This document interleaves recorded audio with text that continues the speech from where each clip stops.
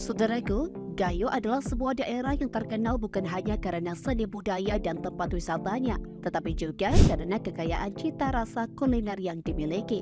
Salah satu hidangan khas yang sangat populer adalah cecah atau cicah, sebuah sajian yang menjadi pelengkap sempurna untuk menikmati hidangan di Gayo. Cecah merupakan makanan khas Gayo yang umumnya dihidangkan sebagai menu tambahan saat makan.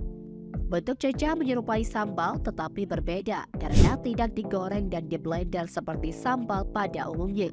Bahan-bahan untuk membuat cecah ini terdiri dari terong Belanda, cabai, bawang merah, dan terasi yang dicampur secara tradisional dalam cobek atau layah. Cecah ini akan terasa nikmat sekali jika dinikmati dengan tambahan lalapan seperti pucuk cipang, buah cipang atau labu siam, dan ikan asin.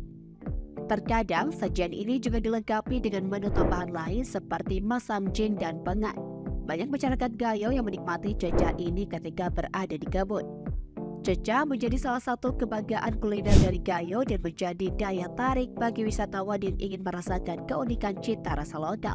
Dengan cara pengolahan yang tradisional dan bahan-bahan alami, cecah Gayo mampu memberikan pengalaman kuliner yang autentik dan menggugah selera.